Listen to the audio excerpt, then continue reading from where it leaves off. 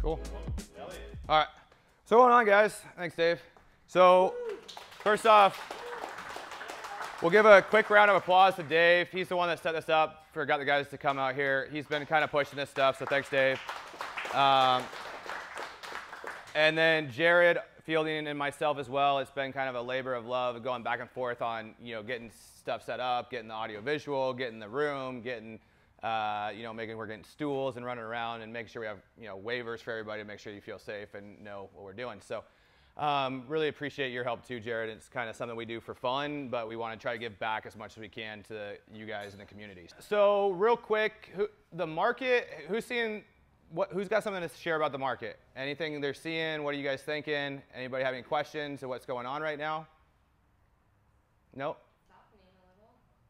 Just to, I guess, share, I'm in Walla market. Everything's stupid expensive. 2 bedrooms are selling for high 2s. They used to sell for like low 2s. So now I have to buy a shitty 2-bedroom for like $170,000 and do a crap remodel and to just make good money. Yep. So I guess everything's so expensive, so I have to already pay top dollar. My rehab just looks shittier because I need to make money, right? So. Cool. Yeah, I hear you. So my take on the market, I haven't dove into maybe last month's numbers exactly, but I did a podcast with a guy last week, and it was State of the Market. You're seeing a lot of headlines that is the housing market slowing down, inventory's raising, all these fears in the headlines. When you dive into the numbers, and I was looking at Washington State, so Walla Walla, Vancouver, some Seattle, inventory is raising about 20%, but from 0.6 months to 0.7 months of inventory. So we're still historically low inventory. I don't think, in my opinion, until interest rates, until they stop the Fed taper, stop buying mortgage-backed securities, I don't see the market going up, or slowing down considerably. And you also do have back to school, which slows down the market, normally in this time as well. So we don't want to dive too much in that right now because we want to make sure we have plenty of time for our guests. So anybody have any other comments or questions they'd like to ask? Yeah, so we did one of these groups at my house, and we talked a lot about rentals at that meetup. So that time frame to raise rents just kind of hit for a lot of us. Yeah. And I don't know how you guys were with your rentals, but like I got to raise all of them between $200 and $400 a unit. So that's been really nice to catch that rerun. Yeah, it's been good if you can get them to go. So, but yeah, we've been raising rents across the board. So, I yeah. think it's going to be really interesting to see when interest rates rise, if there's going to be cap rate expansion when it comes to valuations. Because right now, we're seeing kind of a 5 to 6% cap rate on valuations, but interest rates go up. Are we going to see some cap rate expansion? And if so, how is that going to affect valuations? Yeah, I agree with that because we're buying buildings right now and how they're underwriting them. They're underwriting them at like a 6%, as a safety net on some bridge debt. There's no yield. There's no inventory and there's no yield. So people are getting negative yields. Right now in Europe, they're buying junk bonds at negative yield interest rates. So that's coming in over here now. Who knows, but I think cap rates will stay about the same because as long as it is above inflation. In my opinion. So anyway, all right, we got the Potts brothers. Ambiance Homes, welcome, give them welcome.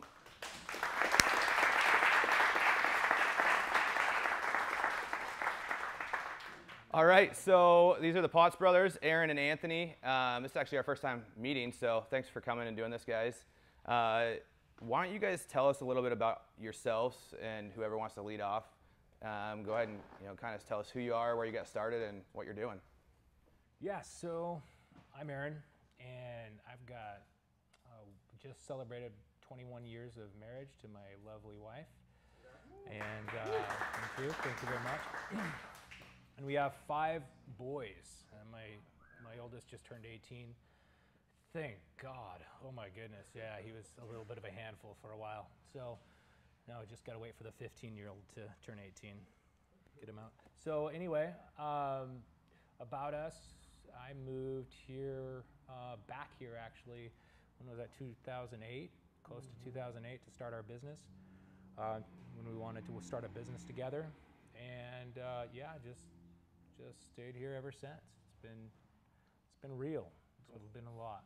Did you guys grow up in the real estate industry, or like, are you from here, born and raised, and then you moved away and came back, or?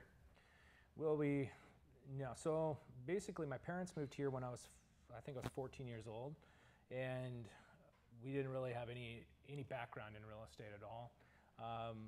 My dad came up to get a job that he didn't keep. My dad's never really kept the job, so that's his legacy. But we're moving on from that and starting our own legacy, right? So basically, that didn't last.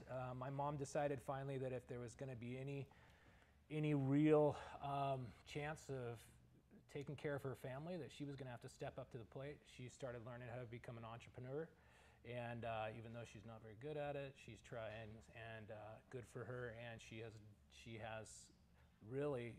helped us to realize a few things. One is that you don't necessarily you don't have to stay in the path that you've been on, that you can do something new.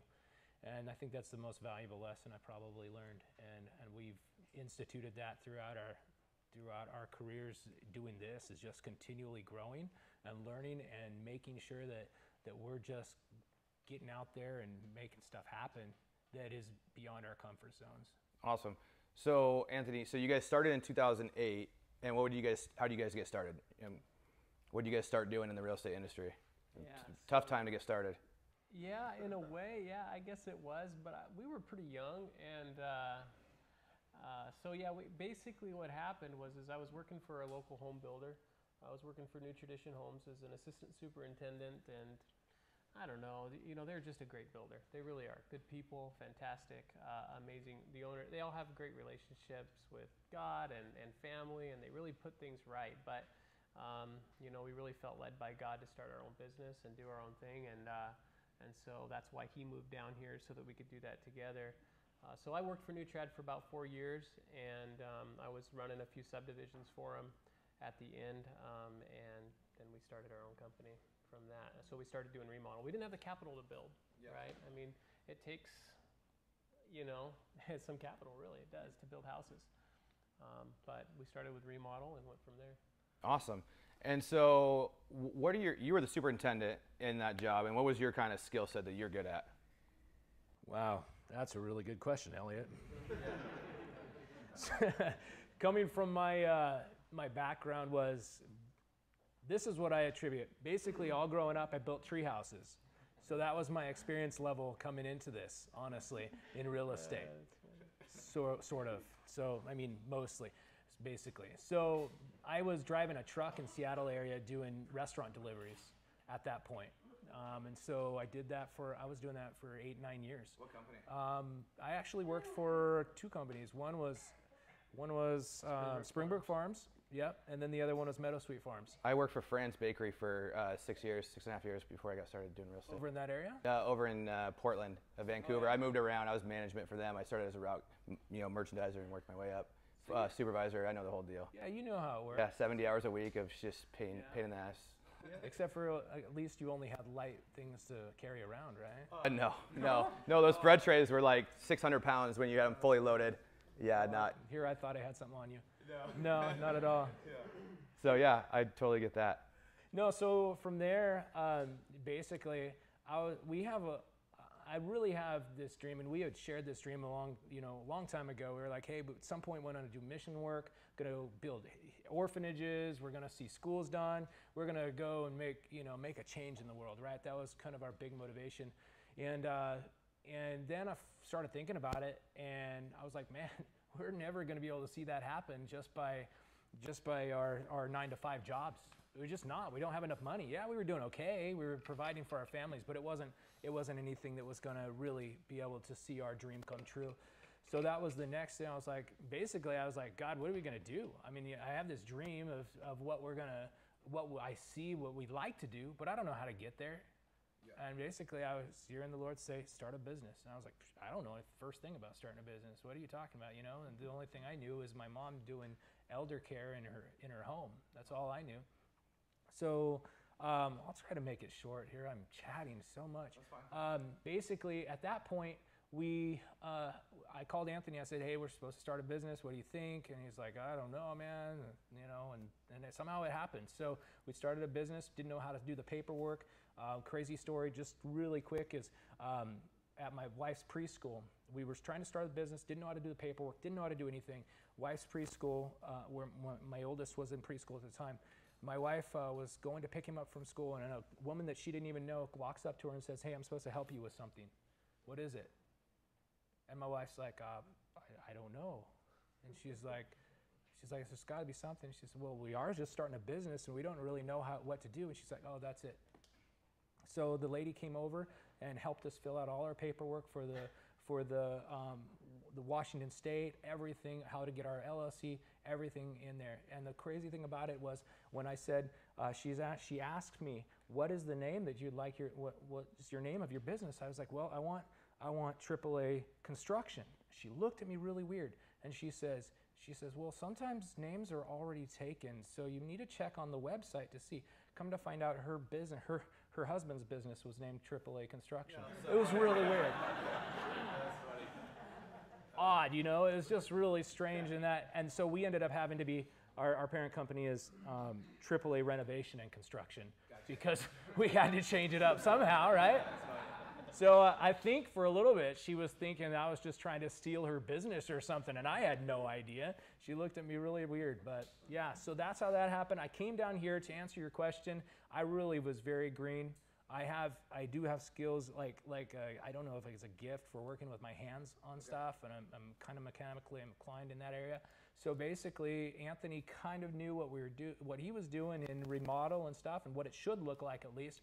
So we just put our hands to work and our nose to the grindstone and made it happen. We worked lots of hours, long hours, doing crazy jobs. Looking back at some of them that were just nuts. Yeah. That's like a paint job where you're working all night long, and you're up on a scaffolding painting, and you're like getting groggy, and he's about ready to fall off. I had to grab him by the shoulder, bring him back so he didn't fall off the scaffolding. Anyway, just things like that where we're consistent. We're just working hard, and then just started.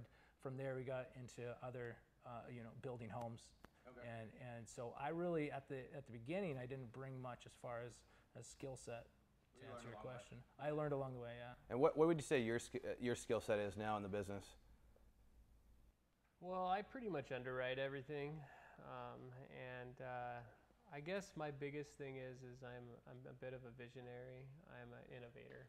I mean, if you were to put me through the whole thing, I was at a Robert Kiyosaki event. Well, not Robert Kiyosaki. It was he was there at the Real Estate Guys radio show, Investor Summit this year, and Robert Kiyosaki was up there, and he says, take this test. And so I go, okay, it's $50. I'll take the test. I've already taken lots of tests, but I'll take it. And it says, you're an innovator.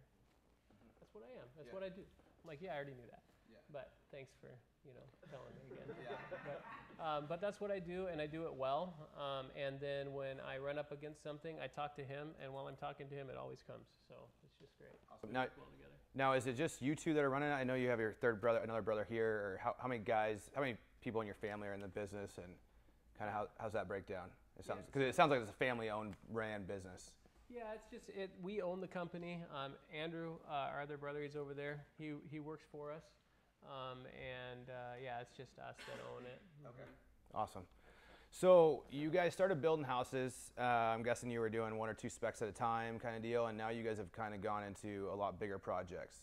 But you started buying some rentals along the way, building some rentals. Why don't you talk about your transition from when you started building to, throughout the teen years, and where you're at maybe today a little bit? Yeah. So it was a lot of work to get there, but one thing that I've realized over the last little while is, the fruit of our labor is His favor, is God's favor. If we put our hand to the plow and if we work hard for what He wants, then His favor comes on our lives, and He kind of fills in all the blanks and the voids where we don't have it. And one of the things, like for instance with home building, we were running full bore remodel. I remember sitting in Starbucks coffee with my brother going, hey, if we want to make $150K a year, then we're going to have 12 crews. You just did all the math, 12 crews. We were at 2.5 crews. This is where we're at. This is where we're going to have to be, and it's going to be a lot of work, but that's what we got to do. And we were running full bore, and we were working a lot of hours making this happen. And one day, everything just came to a halt. And it was like in 2009, the end of 2009, I think, middle. And I'm calling all my contacts, hey, you got any work for me? I mean, like, you know, just really working hard to get work. And God knew better. And what ended up happening is that we're looking for work, we're trying to find work, and I get a phone call from a realtor friend of mine, and she said, hey, I've been working for this builder for a long time, and he's a developer. Yeah. And he would build a few houses to get the neighborhood going, and she said, I set the model, I have a list of like 10 clients that want homes built, but this home builder developer doesn't want to build them anymore, and would you like to build them? And I go, yeah, I could do that. Yeah. But I didn't have the money. I really didn't. I think we had like $40K in the bank or something. So maybe I could have made something happen, but then of course that would have been all my working capital, right? And so anyways, long story short, we got several specs. No, they weren't specs. They were pre-sold, and they were all customs. And well, we had one pre-sold spec and 2 customs right off the bat that we were able to start building at the end of 2009. And another one, all from that builder, and then that turned into several other builds as well. And then I was looking for lots and buying lots and building houses. But the thing is that had I not had the slowdown in you know, running and gunning renovations and remodel, then I wouldn't have been able to make the switch. But God knew better. Nice. So How was it? You know, I have a decent amount of buddies that do new construction, and they started in renovations and moved to new construction. And everybody that goes to new construction say they'll never go back to renovations or fix and flips. It's because you can systematize it so much better. Did you guys find that to be the same? Did you quit doing, you know, renovations on the side and just go full building at that point, or did you keep 2 companies? I think we phased out remodel in 2015 and switched that to build and hold. Okay. Or buy, fix, hold, some flips, but we just turned our remodel company into that, and it was kind of a hard thing to let go because it was kind of our baby that we'd built. But the reality is yes, I preferred building by far. It was a much better system. Okay. So now here we are in the mid-teens. What are you really focusing on? Like, who's managing the crews? Who's running the crews? Who's doing, you know, putting the money together, finding the lots? How did you guys start separating those things out? Well, he was still doing remodel, right? And so he would help find the next rental to buy and fix up and flip. And so, I mean, we buy, you know, 4 fourplexes at a time, and then he'd be over there remodeling them, and I would be over building houses. So that's how that's. But we basically, he doesn't really do hardly anything on the new construction side. He manages all of our rentals at this point. Okay, cool. How are you guys financing those rentals where you're buying them, fixing them, and then probably refining them out, I'm guessing, or? We scrapped together money however we could come up with it. You know, back then it was really difficult. I remember buying 4 fourplexes in a row on Agate Street in Pasco, and the down payment was like $216,000, and we tapped every source that we could to come up with that. I remember having a spreadsheet of where all the money came from, and it was like a lot of different places to come up with that money. No, were you guys going straight to conventional loans, or are you getting no hard money? Or? Never done hard money. I think the only times where we've ever done anything similar to hard money was when a friend or a family member's like, hey, I got money, do you want it? And I'm like, sure, yeah. You know. But other than that, no hard money lenders. I kind of don't believe in them. I mean, I guess for the right thing maybe, but in general, I avoid them. Never taken a hard money loan. Lots of private, but no hard money either. A little bit of private, mostly institutional. Okay, so you guys didn't take very much private on the way up? Nope, not at all, hardly. I think there was maybe 2 different loans, and they were small, and I paid them back within a year, kind of thing. Gotcha. Yeah. So how many rentals do you guys have currently? We have about 40 units. 40 doors. Right now, 40 doors, yeah. Okay, and Residential, right? Residential and commercial. Okay, you have some commercial as well? Yeah. Okay, what's your commercial portfolio look like? We own the Midtown Plaza, which is the old spaghetti establishment building, and that is 47,000 square feet, and it has about 9 tenants in there. Nice. And it does us pretty well. Yeah.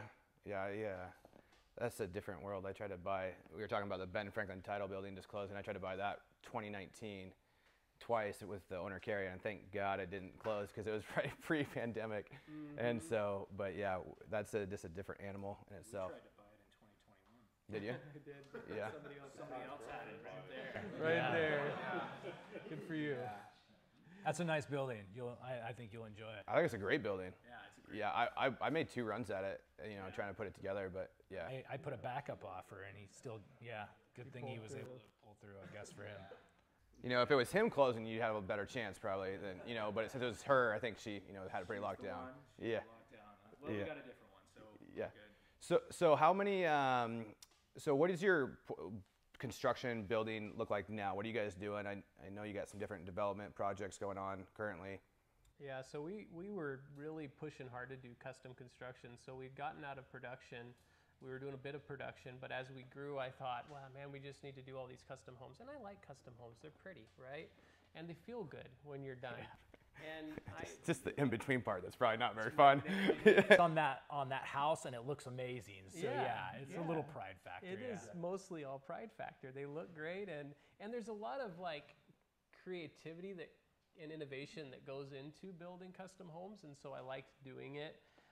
But I couldn't scale it whatsoever. I tried, and what happened is that with the scale up came not enough profit to pay for the scale, right?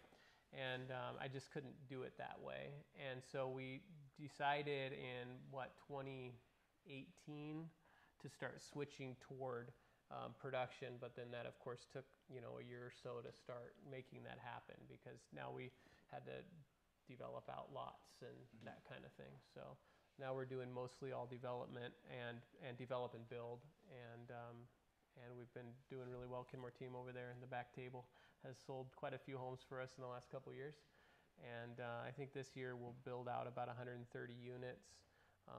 And in one of our subdivisions, we're keeping 51 units, odd number for whatever reason. That's how it turned into, and actually. In Oregon, we're planning to build out a whole lot of rentals, build to rent. So down in, why down? Is that Hermiston area or? Yeah, Hermiston area. Well, we just had some land and had some connections, and there's a lot going on down there right now. There's a ton going down there. And so why? So where's the one that you're keeping? How many lots are in or units are in that subdivision that you're building? And is it townhomes or is it single family detached? Yeah, so we're building out in Urban Flats. It's is the neighborhood name. It's mod housing, which is not short for modular. It's short for modern. So mod housing, and that's about 126 total units, and we're keeping 51 of them, and mostly that single family attached, and there's a few sixplex units in there. Awesome.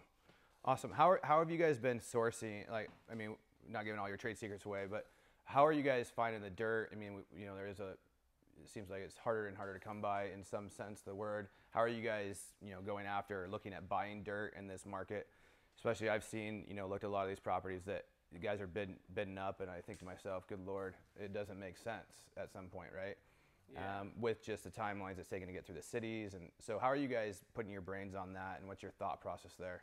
Well, that's been a tough thing. That's a great question, because it's been a tough go. I think we've put in a lot of offers on properties that haven't gone through. And, for instance, we wrote an offer on a property in Pasco off of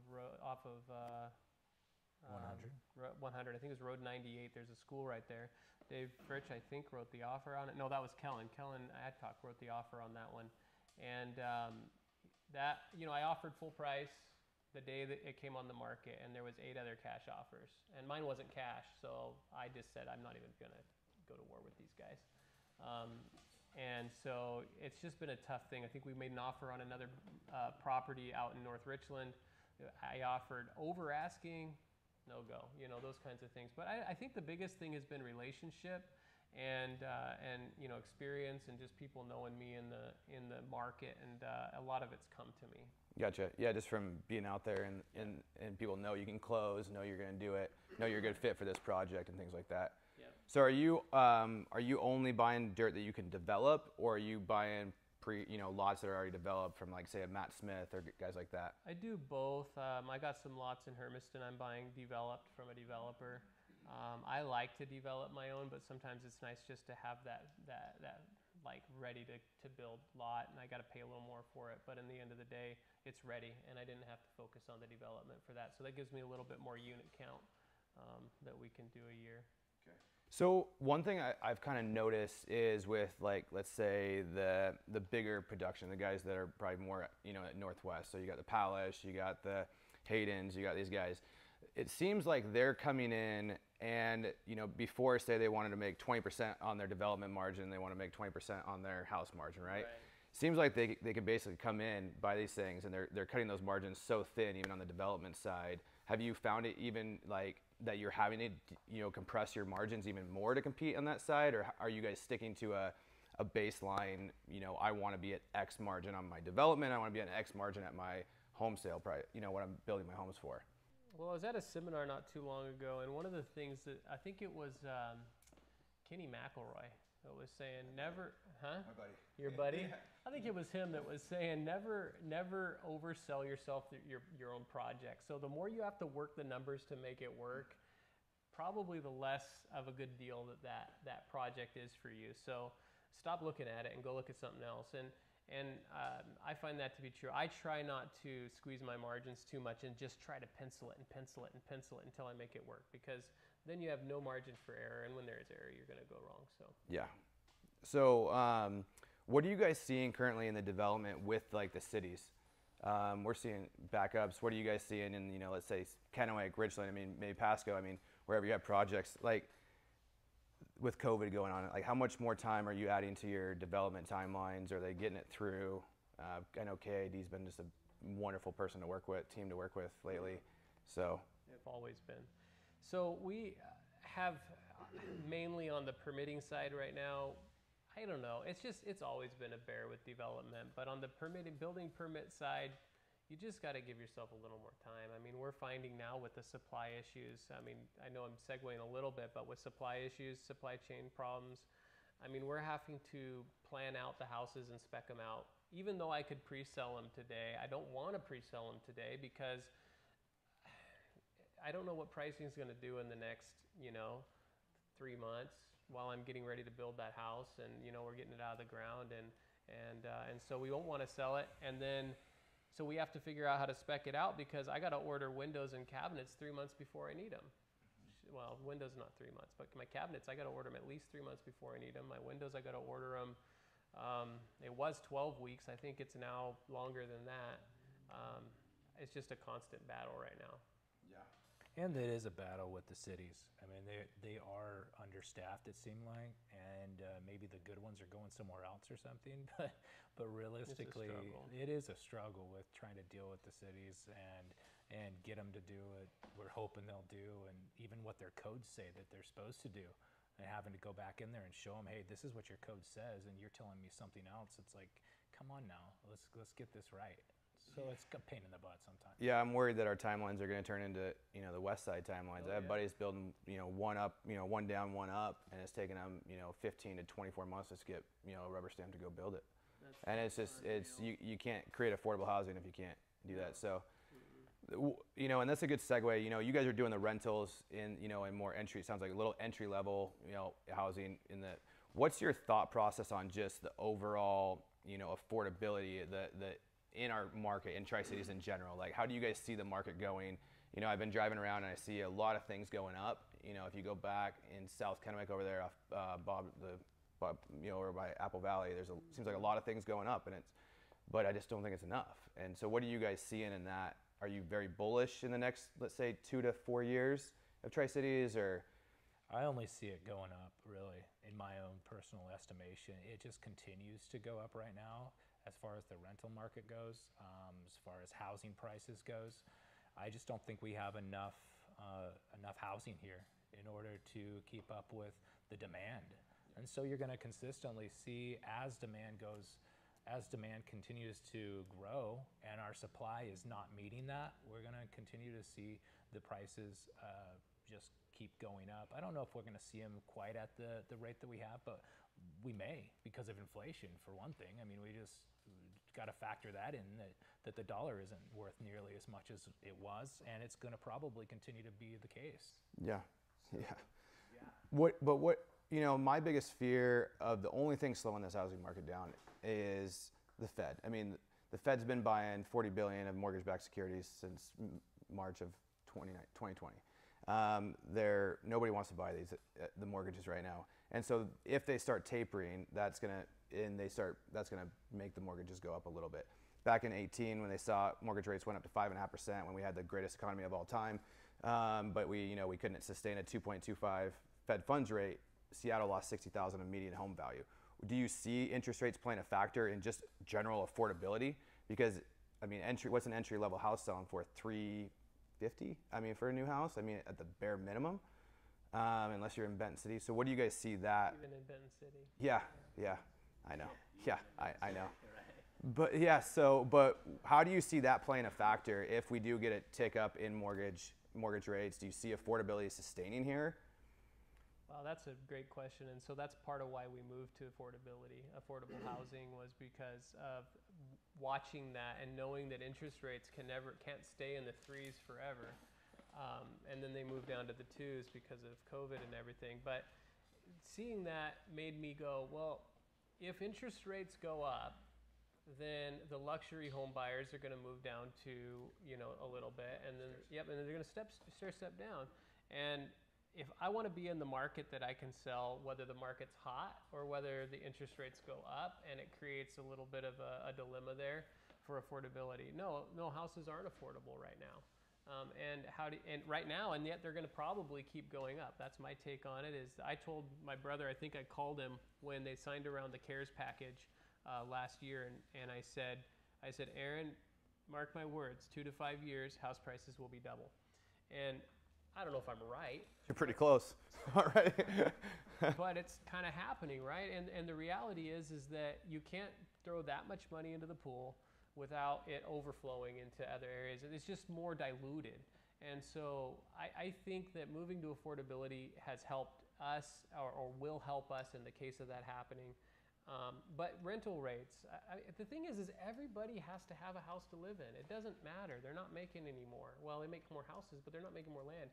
We have to build enough houses for people to live in, for the supply to increase enough for the demand, to not be undersupplied. So I just don't see it. I don't see it tapering off until the demand is met. And I don't know if you guys have seen the statistics or the graphs or the charts that say that we're 23 million house units short right now in the U.S. How do we catch up to that? That's how many we build in a decade. How do we catch up to that? Yeah. I saw that. Well, I saw there was maybe like 3.6 housing units short in the single family alone. Just in the single family units alone, there's like 20 million people that want to buy houses, but like they're only selling 6 million, 6 million houses a year. People have talked about the foreclosures coming in, or all these things. There's just you just can't catch up. I mean, there's just no way to catch up, and especially with Tri-Cities, I think is that when we hit 300,000, I'm seeing a lot more. There's a new Amazon, well, technically a new warehouse coming in East Pasco. There's a new hospital going on 68. There's all these new. There's new things coming in all over the place that as soon as we hit that, another Costco potentially. I don't see us. I almost see us hitting this hockey stick approach in Tri-Cities, if we can keep up with, which we can't keep up with demand. Right. So yeah, what are you seeing on the rental side, just for renting to your tenants? How have you been handling that with COVID, with Inslee's fantastic way he's trying to handle this, and just some of those regulations coming through? Well, thankfully on the rental side of things, we've been really able to maintain almost 100% rents coming in. So there was one tenant we've had trouble with, and we're still working with him, but mostly they're all paying, which really says something for screening. I mean, if I have anything to say to you that are trying to do rentals or wanting to do rentals, man, screen your tenants. Because there's a lot of crazy people out there that you don't want to be renting to. Just believe me, man. I got and you're talking about rentals for that matter. Whenever I put a rental up, man, one comes on the market, it goes out. I'm trying to turn it over. I get bombarded. I have to actually ready myself. Make sure my stress level's down. Okay, I'm going to put it on the market, and then I'm going to get 50 inquiries within the first hour. And then it's just going to climb up to 150 within, by the end of the day. And it's like, how do you seriously screen all those? property manager. You have a property manager, which is what we're going toward right now, is property management. I have been managing a lot of them myself. We're moving toward property management and put some of my other skills to use and better use, honestly. Yeah, I heard there's this Kenmore team that I heard they have some properties that they manage. They're not very good, I heard, but the guy's always traveling. He's never in town. I heard he treats his employees pretty crappy. But hey, sorry. And they're expensive. Yeah, they're expensive. Yeah, I can give you some recommendations for some other guys. Is that right? Well, thank you for that. We'll talk later. How's that? Yeah. Can I jump in? So specifically, because a lot of people here have a handful of rentals, you say like screen the properties, screen the tenants really well. Yeah. Can you be specific? Make it like actionable. Like what are mistakes people make that you're like, hey, this is what I had to do. Well, I think one that that you can easily say, just right off the top of my head, is never, ever rent. This is just one actionable step, right? Never, ever, ever rent to the person the first time you see them. Oh, they feel great. They're just great people. Oh, man, they're so cool. They're so polite. They obviously have money. They're going to come in with, whoa, $3,000 extra as a deposit. Man, that's too good to be true. I'm just going to go with it, right? Bad idea. That doesn't mean that that one's going to be a bad tenant. It's just a bad idea because you're not able to screen them properly. And there's probably a reason why they're coming in with that much money. Is because it could be a couple different reasons. Because they're trying to get you to sign the paperwork quick, because they have obvious problems, or they're drug dealers. I did that once, so that's where that's coming from. The decent thing about drug dealers, though, is they pay in cash normally, and that's not traceable. It's a good point. Yeah. Just stack it in the safe. It took me a little bit to get that guy out. Just kidding, IRS, if you're listening to this. I pay all my taxes. Yeah, no drug. Always pay your taxes. It's funny. The only tenants we've had issues with are the ones we inherited when we buy properties. My wife does a very good job screening. The screening is very important, and there's a lot of different things you can do. And if you don't know, ask questions in the group, in our Facebook group. Well, what are some good things to screen tenants with? I don't do any of it myself, but there is some things that you can do, and I know they're putting rules in there and trying to put more and more rules of what you can and cannot ask and how you have to do it. But there's ways to make sure that you have good quality tenants, and there's a lot of good quality tenants looking to rent properties right now. And that's a good point. Is that don't go with the first people that are show interest in your property. That's just a bad idea. You may, even if it's been sitting there for 2 weeks or something, the first one comes around. Most of the time, that's not the one. You just gotta be patient, wait for it a little bit. You'll get somebody that really is a quality tenant if you just wait and be patient. What's quality mean for you, just so we have like a sense of? Quality means that they're paying their rent on time. They're keeping their things clean, their area clean. They're not disrupting the neighbors. They're not disruptive to you. They're not disrespectful to you as a landlord. Those things are, quality tenants to me. So how are you evaluating that? Before you pick them? Well, for me, I have a process that I've worked out over the years, and it's just a few things. I, of course, am calling all their landlords, their previous landlords. I actually have done that. I personally do that right now. I'm not going to be in the future because I'm going to have a property management company do it. I don't think they do that. That's So- too much screening, I think. You got to do that. Yeah. You got to do that. It's super important. And you got to ask a few questions too, because some of them do is they'll just put their friend down and they'll be like, oh yeah, they're a great tenant. They've been amazing. And you're like, really? Okay, so how long were they staying with you? And how much did they pay in rent? And then some of them just fall apart. And then you're like, oh, thank you for your time. Yeah, not interested. So there's that. You also can go to Washington State courts. That gives you a decent idea. There's other areas where you can look their record, their criminal record. You can look for their any kind of evictions that they have. Try to find out, make sure that if they have any evictions, I don't care what their story is, their sob story is. I will not rent to somebody who has an eviction. I just won't. And I'm sorry if any of you have an eviction, whatever, but I just won't do it as a landlord. I just feel like that's just too much risk, especially when the next guy down down the line is not going to be nearly as risky. So. All right, now are you guys trying to press the market on your rents, or when you're renting it, or are you going a little bit below market so you can get a better pick of tenants, or? That depends. That depends on if they're good tenants or not. So if they're not a good tenant, Well, I guess if you're, like, posting a rental out if I'm there. posting a rental, I'm right at the market. What I'm trying to determine is what the market is, and I'm trying to get that or fairly close to it. I'm not going above it at that time. I would expect that as the market goes up, I'm going to be increasing rents and raising rents, and I do that consistently as needed as the market goes up. Are you running, what length of contract are you? 6 or 12? Or Well,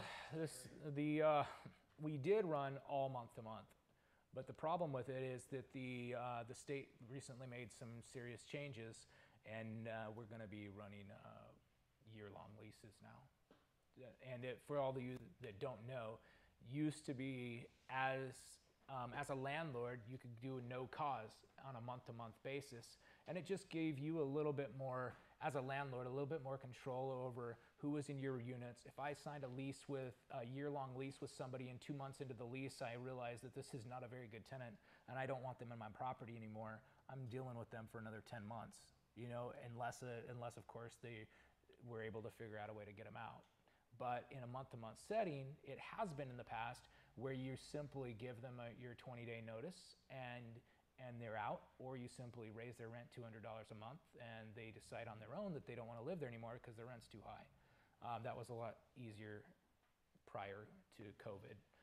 But now simply they have a no-cause statute in the Washington state law that I cannot, as a landlord, I cannot just give somebody a 20-day notice. It has to be a cause. There has to be a cause for it now. So, you could probably figure out a cause, but it was a lot easier prior to that. So realistically now they've made it a little bit more attractive for us as landlords to go ahead and extend the leases out to a year lease instead of month to month. So do you guys still feel like that you're wanting to buy rentals in this state with the way it's going? Have you guys looked at going out of state into maybe more red states that are easier? What's your thought process here? Yes and no, I guess. Well, we always talk about how it'd be nice to be in one of those states, but the reality is that we're here, and we like it here, and we're planted here, and we know it here, right? Like, I don't know Idaho, I don't know Montana. I can look at it, and the grass always looks greener on the other side, but I know what I've got here. So if the margins still work for me, I'm okay with having a tenant here. I don't want to have a tenant here or there that I have to evict and that I have to go through the legal process, but I can handle it if I need to, right? I'm not in that situation where it's going to break me to have a couple tenants that I got to evict. So if you're looking, like, say people come across land, we have people here that are always coming across deals, or like, what are you kind of looking for when you're, trying to price out raw land? Like, how are you guys factoring that in? If, in a rough, ballpark area of like, what would be something you would buy? I look at how many units I can squeeze on it. That's a big deal to me. Topography is a pretty big deal. Although some topography or, elevation changes in the dirt can be overcome with, a good engineer. However, I am trying to find flat dirt if possible, and so flat. And what's my unit count? Because I'm going to look at what's my per lot price, because I know it's going to cost me to develop it pretty much. What is it roughly on development costs? That's a great question. I think depending on what you're doing, it can range anywhere from to just the true development piece. And see, that's a really hard question because it's going to depend on what you're doing. Let's say you're doing entry-level, mid-level housing, or say at Pasco, you're at 20,000 square foot lots, And it depends on the size of the property. And right, the project 20,000, too. and the size of the project. So, I guess there's probably other people that could answer that question better. But you're probably, I don't have a good answer for you. Fine. Yeah, and I guess the reason, if you had a ballpark, ballpark, it's just easier for people to help, hey, if I can get this, if I need my lot to be here roughly, and my lot development costs roughly here, this is kind of where, where they can kind of start looking. If they are looking to find dirt for people, because I mean, there's only a few developers really in this town, right? Yeah, I mean, if I can get 100 lots on, well, let's just say if I can buy it for 10K a lot undeveloped, and I know that I can get those lots in there legally, I'm probably going to buy it. Okay, makes sense. Cool. So there's not, I mean, unless you're in Central in Pasco, right, in the little donut hole, I mean, you're basically, it seems like there's a lot more bigger plots is where things are going in the outskirts. Are you guys looking at doing big developments like that? Is that something you guys are wanting to do? Yeah. Although it's hard to play with some of the bigger dogs around. They swing a lot of cash around, so.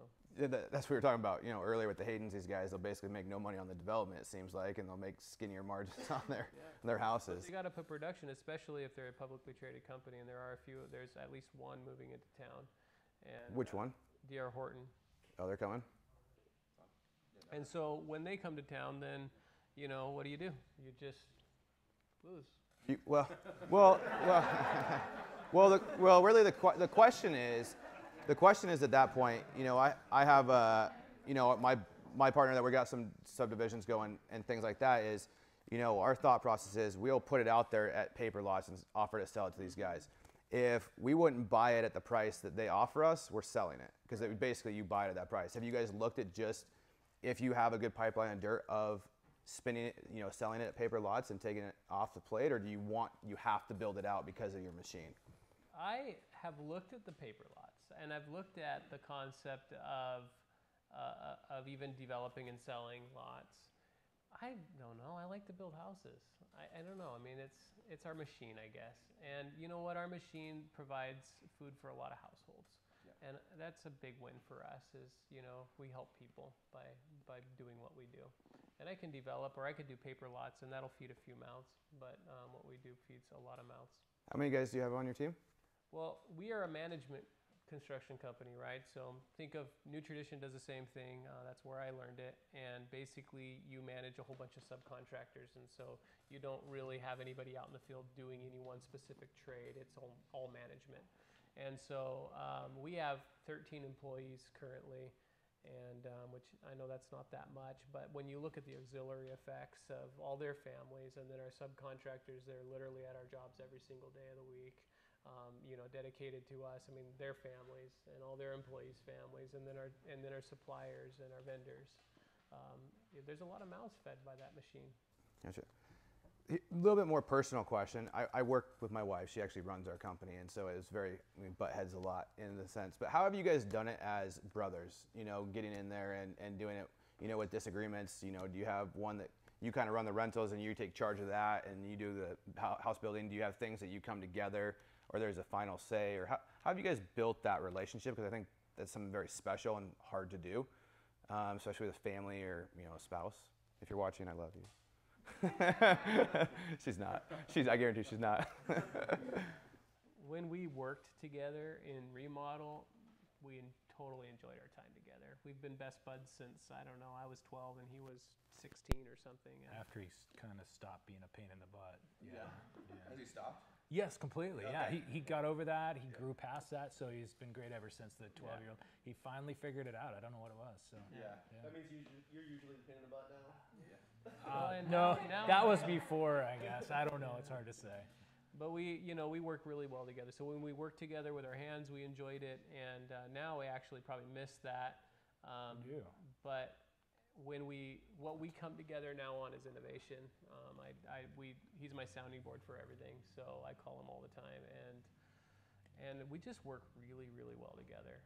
And I don't know about how other people and how their families are, but I hear bad things all the time. This has been a great relationship, so I'm blessed. Nice. What are you guys really excited about right now?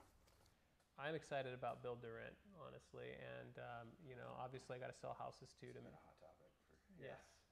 Yeah, but I couldn't figure out how to do it, and that's the hard part is figuring out how to do build to rent because, I was talking to a guy in Pensacola, Florida, that is building 650 houses a year, and he's building them for investors. He's building them build to rent, but he's not keeping any. And he's like, I just can't figure out how to keep them.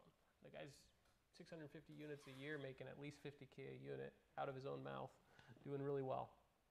And I'm going, okay, but you got to keep some, man. Yeah. When we talked to in June. And that's what he was saying his problem was keeping them. Because as a builder, you're thinking about, you know, I got to feed my team. I got to, you know, I still got to make some money myself. Yeah, but I'm kind of excited about it. Have you found a way to think you make it pencil here by selling off? So you had the 51 units, then you're building 126, you're selling off, you know, what's the difference? 70, 75 of those and keeping 51. Is that kind of how you figured out how to do it? Take some profits there that help fund your one, two. Okay, nice. And how are the numbers look good on the build to rents here in Tri-Cities? Well, I guess it depends on what perspective you're coming from. As a builder, I can build a house and retain it for a lot less money than it would cost you to go buy one from a build-to-rent builder. So it does work right now in today's market with today's pricing. But 2 years ago when I looked at it, it was a lot harder. Yeah. You know, when one of my units would rent for $1,250, the margins were just slim. But right now I can get $1,800 for it. The margins are pretty good. How do you? And this is always the the hard part. You know, people that are getting into this is, you know, they've got to flip houses to drive capital, build capital, but then they want to keep rentals because you're seeing equity going away and you got your selling costs. And my wife and I always just get in fights, you know, arguments, disagreements. So like, she wanted to keep it as a rental. I'm like, why? We're gonna make 60 grand on a flip, you know, and make $300 a month as a rental. Now wish I would have kept a lot more, right? So is it just taking you guys more time to balance that approach and thought process of like long-term generational wealth versus, you know, income right now? Yeah, so back in 2012, we really wanted to make that switch. 2013, kind of had some life events that transpired that made us really want to make the switch to cash flow properties. And it was an amazing switch to make. But I was like you, I had a hard time looking at that, you know, picturing that check for, you know, the big check versus the little check. It's just a hard thing. And you have to have working capital. But if you can figure out how to get that machine to create the smaller checks consistently over and over and over and over again, as long as you've still got enough for your working capital, keep plugging away at those because eventually they add up, and they add up big time. Huge. And living, I think, within your means when you start making money on flips, right? You're making these big checks, you know, putting it back in the business, putting it back in the account so you can go buy rentals. You know, I don't know about you guys, if, you know, my cars are cash, paid for in cash, and I have a $1,200 mortgage. Right. We could, but like, so, because the cash is so important right now. And you think about like, what if I go spend this on something new or get new payments or things like that, well, how much is that actually costing me if I can put it in a cash flowing asset down the road? I think that's something important to address too, is that we were super frugal. I mean, have been for most of our lives, extremely frugal because we grew up so poor. And I think that's a big part of it. And so we're coming into this and hardly buying anything and just living off of what we have and then reinvesting most everything back into our business. Almost. I mean, like, I don't know what the percentages are, and I don't want to even try, but we really live well below our means as our families, and we still do. I mean, we have plenty, but even though our wives end up spending more than they used to, far more than they used to. I'm actually the problem in our relationship. My wife's not. Aaron, Kyle Nash says, tell them about living in a 400 square foot house with 5 boys and a mastiff. Oh, he wants me to tell him that? 225 he got it a little bit wrong. It's 225 square foot house. That's how frugal. Although you did have the RV outside. So no, my 5th boy was born at that place, you know, in the hospital, of course. But then we brought him home to that place. So that was in between. We had sold one of our houses that we had bought I bought that house to live in it and renovate it. And then that's funny that he brings that up. But I renovated that house, and then we planned on selling it, you know, within the 2-year range or a little bit after, so that we could get away from the capital gains tax. Hope everybody knows about that. If you don't, best thing ever. Yeah, talk to somebody that knows, because it's a huge deal, and it made a big difference for us. Back to the point. So basically, we were in between houses because we had sold that house and we didn't have anything. We were planning on building a triplex on this particular property. Well, this particular property had a 225 square foot little tiny house that had been abandoned basically. We had taken it at one point and renovated it to the degree that we would be able to rent it out. We bought the whole property for like $26,000, I think it was. And it cost at us that point. $3,000 to rehab that house. It Yeah, was that small. so it was that a tiny house. We rehabbed the house. Yeah. Stainless appliances. Yeah, it was pretty amazing. Anyway, so what happened though, so the other part of that is that we had an RV that was right next to that house. So the house is 225 square feet, and then we had an RV next to it, and we kind of lived in both until the city of West Richland said, what are you doing? You can't do that anymore. And we're like, oh, well, but we really want to because we're going to be building here. And we had that little back and forth for a while. So, but yeah, and then I had a bull mastiff at that point named Jasmine, and she turned 10 at that little house and ended up dying of cancer there. So, yeah, that's a story right there. I forget about these things sometimes. So we're going to open up questions here in a minute, but I want both of you individual to answer this one. If you were to start right now and you had no money and you just kind of knew a little bit about real estate, or you knew what you knew, what would you go do right this minute? To go, like, if you lost it all and you had to go build it back up, what would you go do? Individually, please. You want to start? You want me? Well, that's a great question, Elliot. I try not to think about that too much. Although it does occur at times that, everything could be a house of cards. You never know. I mean, 2008 happened to a lot of great people. A lot of great businessmen lost everything. And so we think about that. But I think I would probably, I would start with development. I would actually most likely do syndication.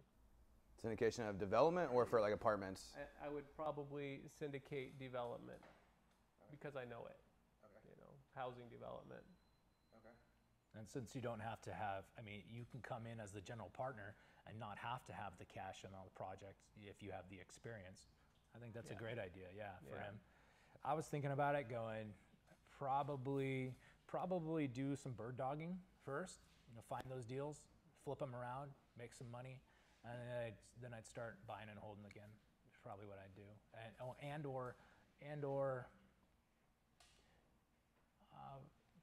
I'd probably do that, just probably on a bigger scale than what we started with.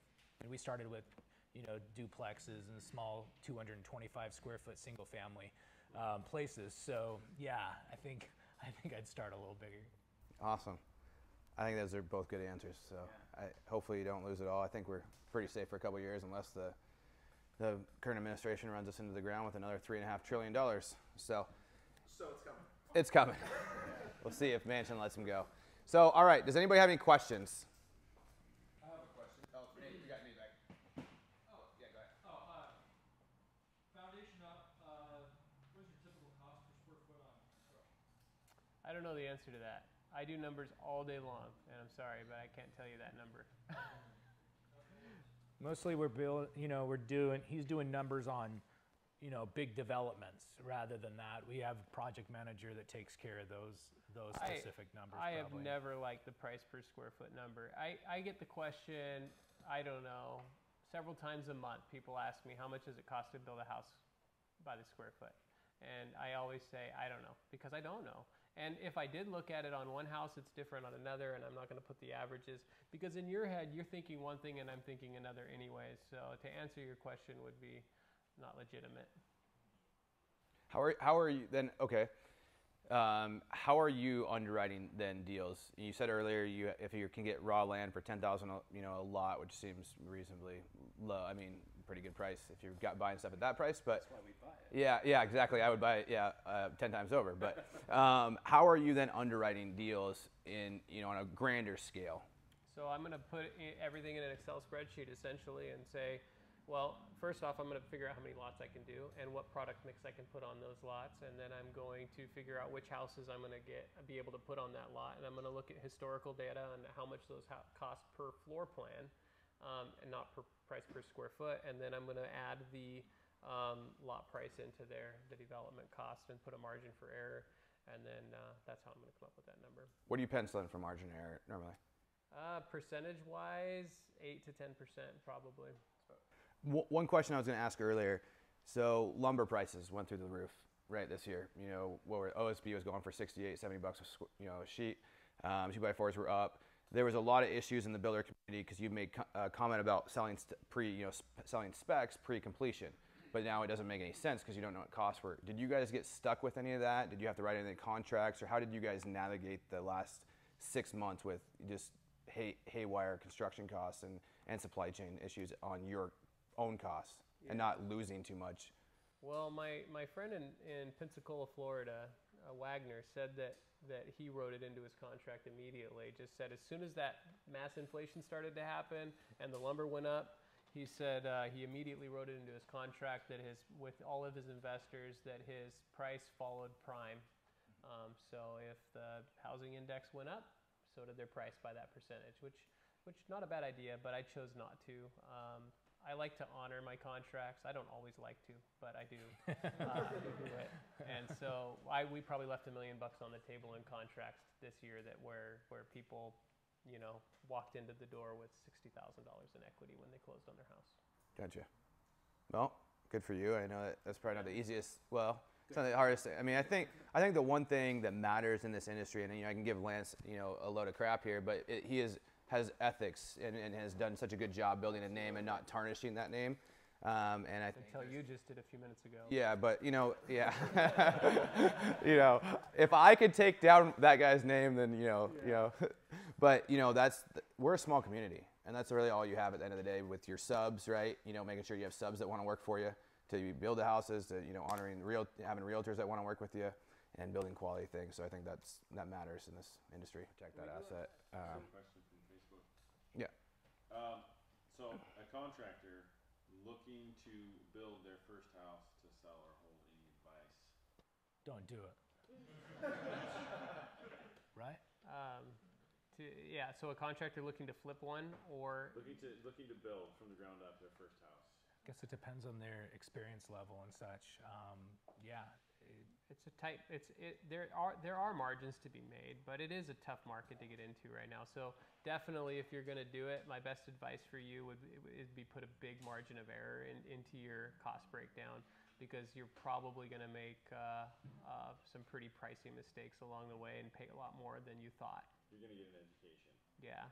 Because you guys are getting bulk pricing, right? You guys have built relationships with suppliers. You're using a lot of the same materials, lumber. If you're building a house, you're going to Home Depot. Maybe you're getting your special pro plan package, but you're still probably getting better deals on materials than most.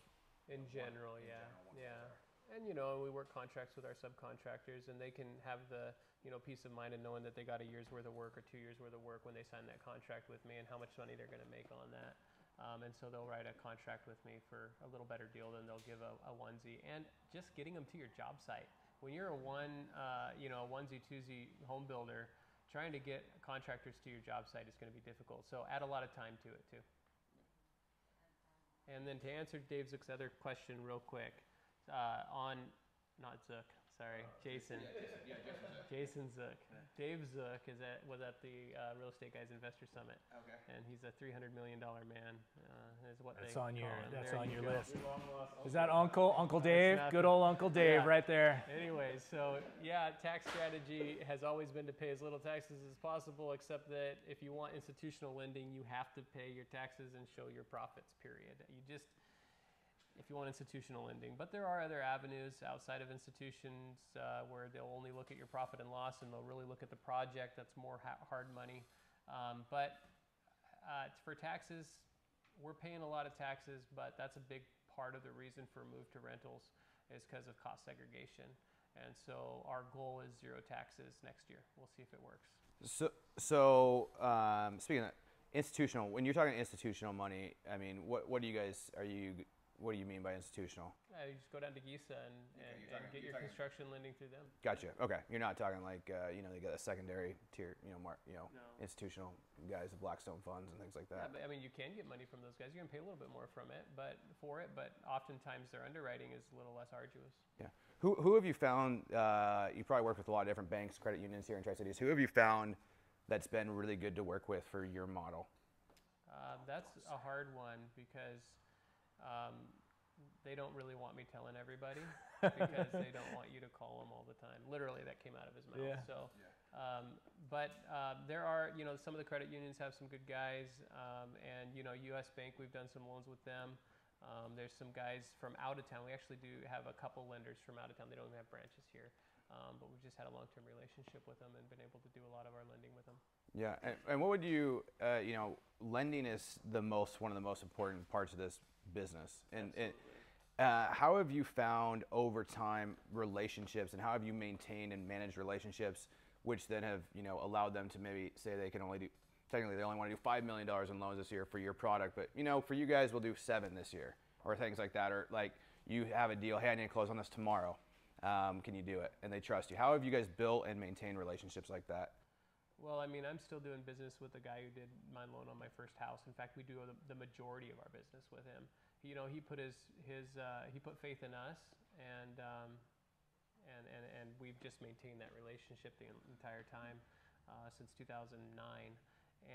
But there's other lenders that we work with, and it's difficult, honestly, to maintain. But you got to keep throwing things their way all the time, and then just keep them on speed dial and call them and talk to them and use them as a sounding board and talk to them about stuff. Yeah. And just, and then build those relationships. I don't really take people to Hawaii and things like that, but. Oh, I thought we were going next week. I think you guys were telling, yeah. We did. Yeah. He made a promise to one of our team members to take everybody to Belize next year. Actually, total of 6 guys. Yeah. If you guys invested in the real estate guy at Belize deal? I just like them. Okay. We just went, and I went, and it was fun. And we're going this weekend to their syndication event in Dallas. Not because I'm looking to syndicate, but because I just want to go. So. Because if everything falls apart, then you'll have something to fall back on. to do, right? I think so Eric what are you trying to say here? Are we worried? Yeah.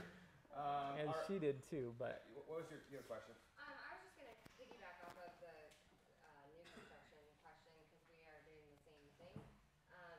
But where do you even start? Like when I'm looking at floor plans and stuff, I have no idea how much that's going to cost, and I don't like the price per square foot thing either because there are so many variables that can change that. So, like if you have a piece of land, I guess, and you're going to build a custom, like how do you even have an idea how much that's going to build at cost for you?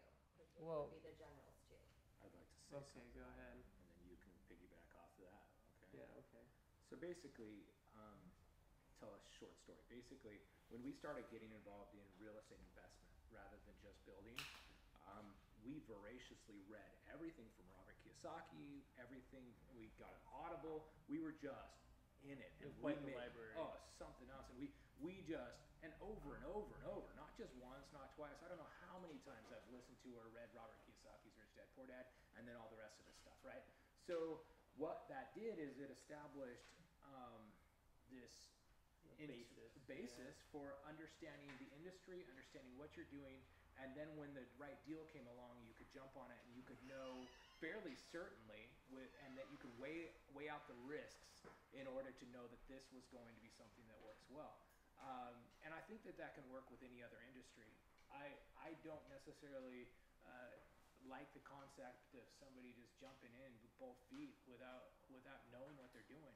Figure out what you're doing, get in it, get involved in the industry, make sure you know what you're doing, and then read everything you can find on it, and then just get yourself involved in it. And then at that point, maybe, build yourself a house because you built the knowledge base.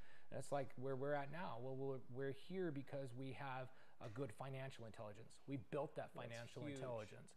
If there's one thing that I would say to everybody here to do is to build a good, strong, solid financial intelligence, and it will serve you so well. So that's my answer to that. And my answer would be, very good answer, by the way. But on the other hand, thank you very much. Yeah. Thank you. Yeah. But on the other hand, if you do decide to build a house, maybe you already got a lot, maybe you already got that all figured out.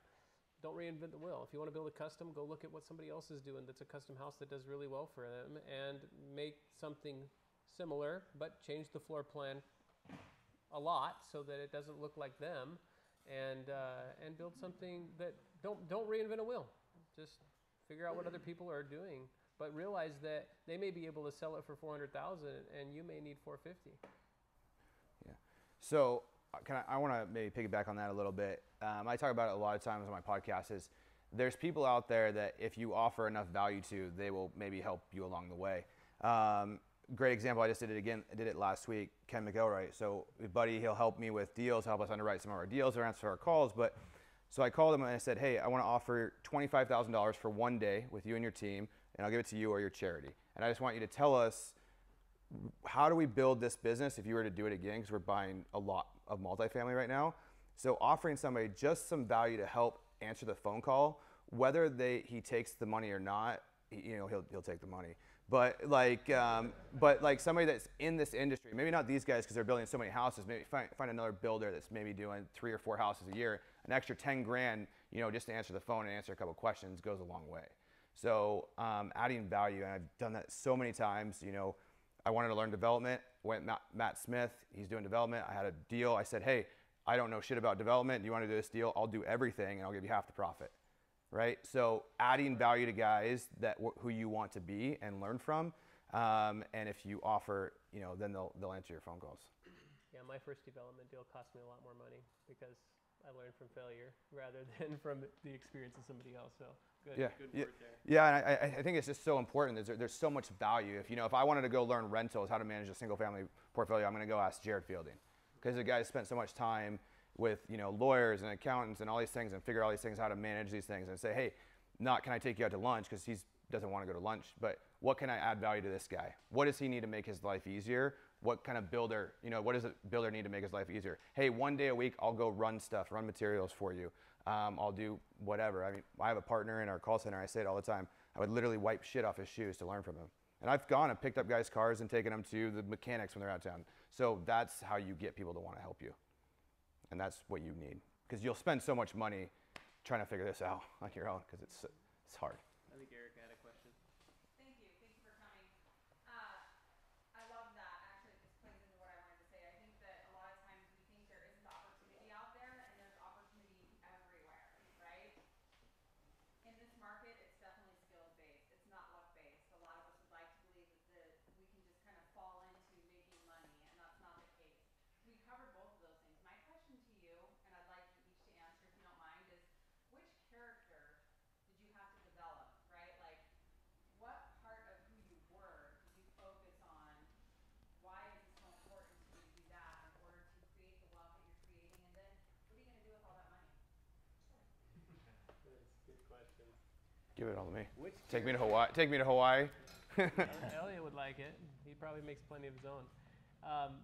Wow, which character? We've always been really strong on integrity and, from a honesty type standpoint. But integrity goes a lot further than just honesty, and not lying. I mean, it has to be kind of saturated and permeated into everything that you do and everything that you touch. And that's a difficult thing sometimes, I mean, sometimes the easy route is the dishonest route.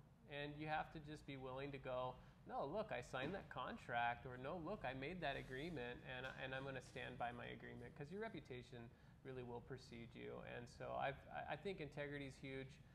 Skill set wise, financial education is huge, and learning to be an innovator. And I mean, I'm probably naturally an innovator, but one of the biggest skill sets that is imperative for a business owner to do is to do what you do well, and just get better at that. I mean, become versed in other things, but really focus in on your best strong suits, and you'll do really well. So, and then your second question was, what are we going to do with all the money? Yeah, what's your big why? What's my big why? I got a long list of whys. Oh, here it comes. My number one why is I want to do what God wants. And that's always kind of been my why, but I defined it further after my trip to Belize, because Robert Kiyosaki was up there, and he was telling the class, and he was saying, hey guys, find out what God wants and do what God wants. And it made me think outside the box from this little perspective. So I've always been this really, kind of religious character, relationship character with God, and I've always been a goody two-shoes. But so in my life, I always wanted to know, what does God want? What is God's will for this situation? And how do I use the scripture to interpret his will for this situation? And so my question was always small-minded. What does God want for my life? What does God want for me? What does God want for my family? What does God want for my business? But instead of looking at the bigger picture of what does God want, like globally, nationally, statewide, whatever, what does God want? And that was really a kind of a mind shifter for me.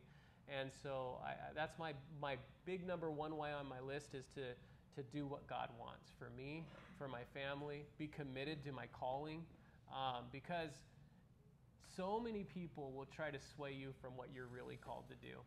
You know, in ministry, ministers always want you to be a minister.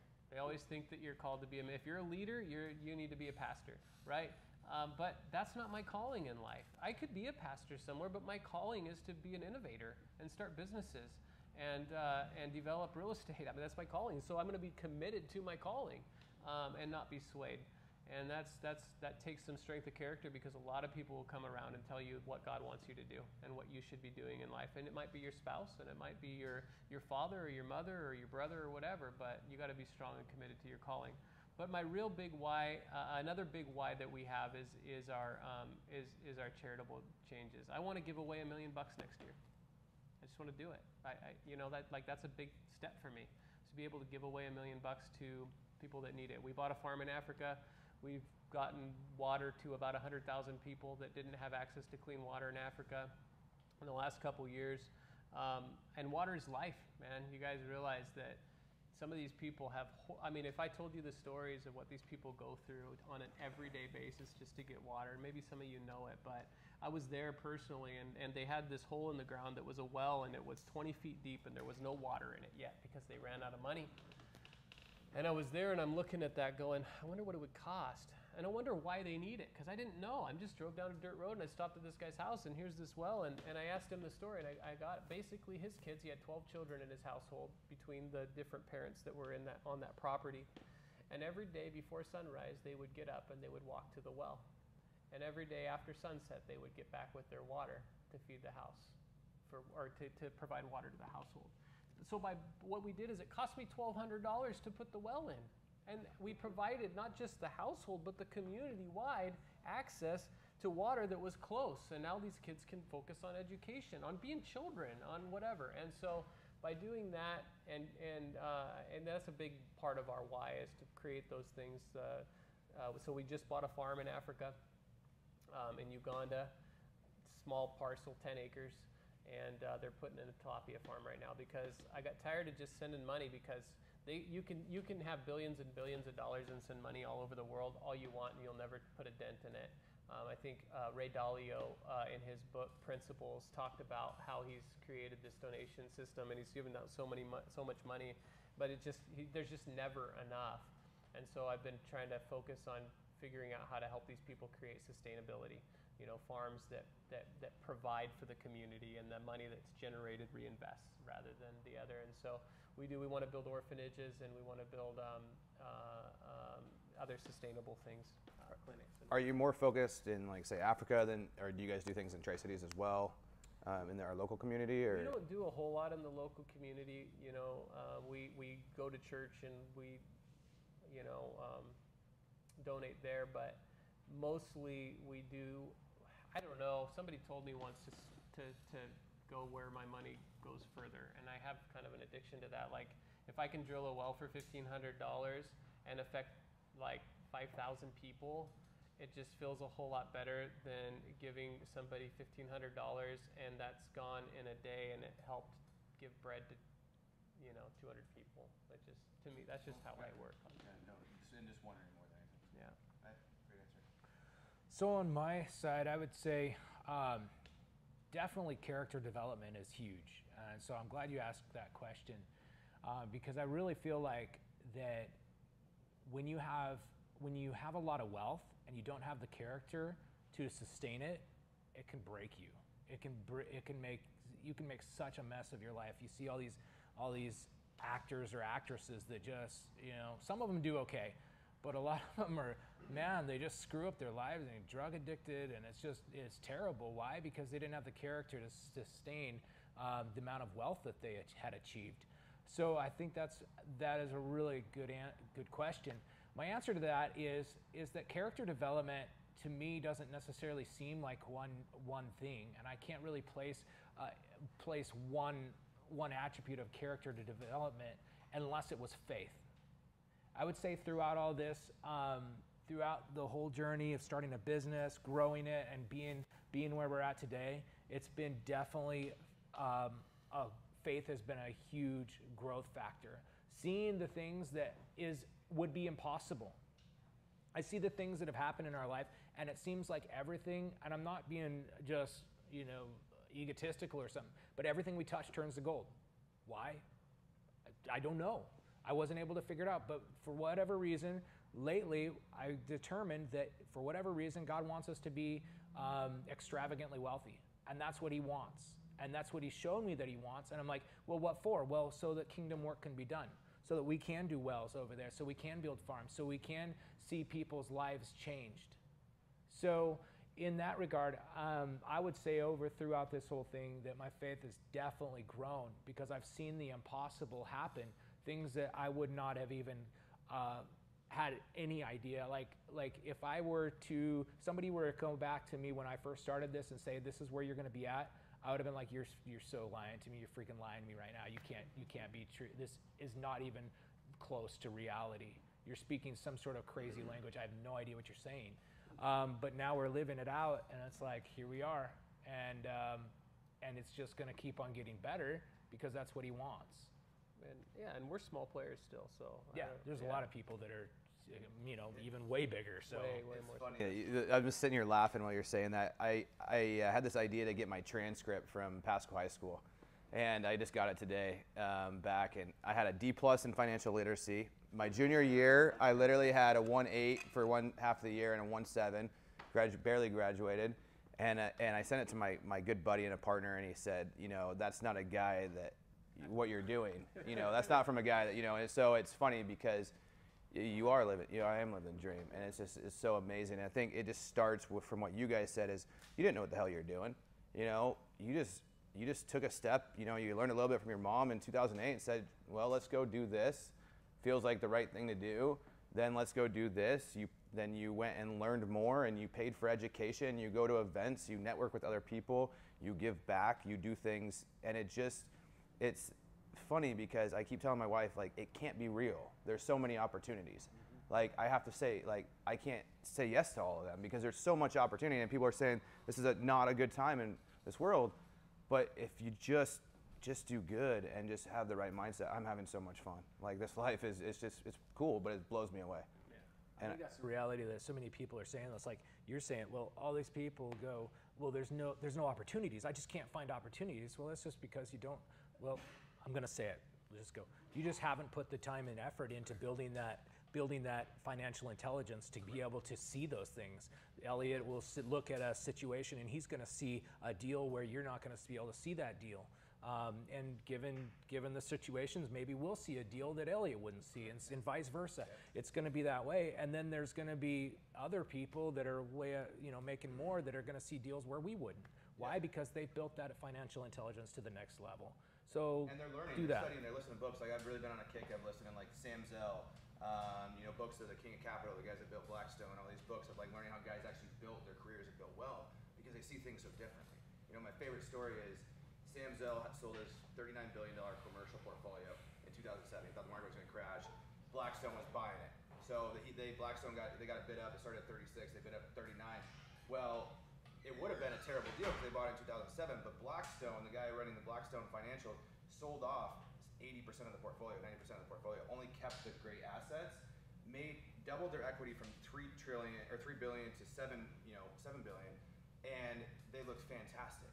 And it's like, but everybody like, you're buying this at the top of the market, but then they ended up buying a lot of these assets back because they just knew more than the next guy. For a whole lot less than for a whole they lot sold less. them for. But and it's and there's a lot of smart capital right now. We're calling for some hedge funds, and they're basically going. There's funds coming from all over the world.